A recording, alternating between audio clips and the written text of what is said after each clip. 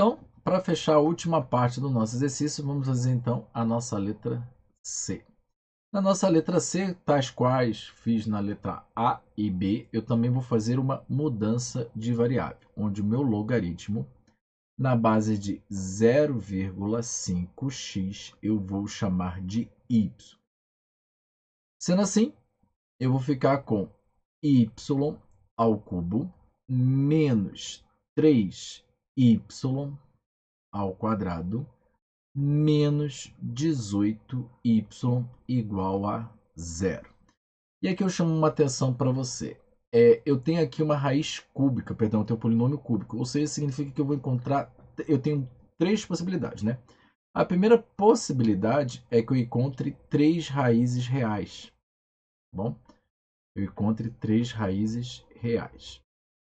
A segunda possibilidade é que eu encontre duas raízes imaginárias, né? Ou seja, duas raízes complexas e uma raiz real. Eu falei três possibilidades, você me desculpa, mas essas são as duas únicas possibilidades. Renan, não poderia achar três raízes complexas? Não, as raízes complexas elas andam em pares. Então, ou seja, ou eu encontro duas ou eu encontro quatro raízes complexas ou nenhuma, tá bom? E quando eu encontro uma raiz complexa, obrigatoriamente a outra raiz vai ser o conjugado da primeira. Então, se eu tivesse numa situação hipotética, e uma das raízes que eu encontrei fosse 1 mais i, obrigatoriamente a outra raiz seria 1 menos i, tá bom? Porque é o conjugado da primeira. Então, ou eu tenho aqui duas possibilidades, ou eu encontro três raízes reais, ou eu encontro uma raiz real e apenas duas imaginárias, tá bom? Não existe outras possibilidades. Lembrando que as imaginárias não servem para a gente porque a gente está trabalhando apenas com os conjuntos reais. Então, mas eu preciso ficar atento, porque eu preciso determinar que vai ser uma ou três raízes reais que eu vou encontrar nessa solução. E eu preciso disso para que eu não esqueça de nenhuma na hora de fazer o meu conjunto de solução. A primeira coisa que eu vou fazer aqui, então, na sequência, é colocar o meu y em evidência. E aí eu vou ficar com y ao quadrado menos 3y menos 18, e isso aqui é igual a zero.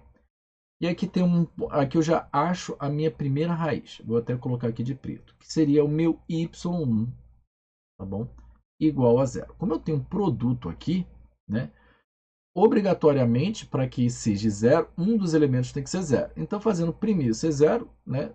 Zero vezes qualquer coisa vai ser zero, então eu já encontro a minha primeira raiz, que é zero. Precisa, no entanto, determinar se agora eu gerei uma equação de segundo grau. Se aqui eu vou ter duas raízes complexas ou ainda mais duas reais. Para isso, eu posso usar soma e produto aqui, sem problema nenhum, né? Onde a minha soma dá 3 e o meu produto dá menos 18. O que isso significa, então, dizer que uma das raízes é negativa e a de maior módulo ela é positiva. Então, eu poderia começar testando 18 vezes menos 1, que dá, a soma dá 17. Né? Vou então para 2, que ficaria 2 vezes, perdão, aí teria que ser menos 2 vezes 9, para dar 18, menos 18, né? E menos 2 vezes 9 dá 7 a soma. Então, a próxima tentativa é usar 3 vezes 6. Então, vai ter que ser menos 3, porque é o de menor módulo, né? Menos 3 vezes 6, está aqui, menos 18. Então, já encontrei as minhas raízes. Então, meu y2, vou botar aqui, o meu y2 seria, então, menos 3. E meu y3 seria 6. Tudo bem? Então, nesse caso aqui, dessa equação em particular, eu encontrei três raízes reais. Tudo bem? Então, seguindo aqui, eu tenho que analisar agora cada uma delas para o meu logaritmo. Então, primeiro eu vou analisar o meu y1 sendo igual a zero. Então, o meu logaritmo de 0,5x é igual a zero.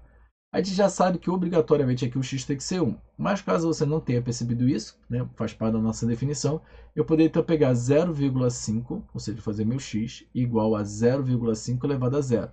Todo número elevado a zero é igual a 1 e eu também chego, apesar de tudo, no mesmo lugar que o meu x é igual a 1. Encontrei uma solução. Preciso ainda encontrar outras duas. Agora eu vou procurar o meu y2 igual a menos 3. O que significa dizer então que o meu log de 0,5x é igual a menos 3. Ou seja, o meu x vai ser igual. Lembrando que 0,5, vou fazer a anotação aqui, é igual a meio, tá bom? Então, posso pegar isso daqui, ó, né? Botar meio elevado a menos 3. E como tem o sinal negativo, significa que eu vou inverter a minha fração. Então, eu vou ficar com 2 ao cubo. Sendo assim, o meu x ele é igual a 8, né? 2 ao cubo igual a 8. Então, está aqui o meu segundo resultado. Falta, então, o meu terceiro resultado, que é o meu y3 igual a 6. Então, eu tenho que o meu log de 0,5x é igual a 6. Significa dizer que x é igual a meio elevado a 6, né? Já peguei o 0,5 elevado a 6. Te chama atenção para a potenciação. Quando eu tenho a sobre b elevado a algum número, né? N é a mesma coisa que AN dividido por BN. Sendo assim, eu posso escrever aqui meu x como 1 sobre, agora 2 elevado a 6, né? 2, 4, 8, 16, 32, 64. Então tá aqui o meu terceiro resultado, fechando agora o meu conjunto de solução. Até a próxima!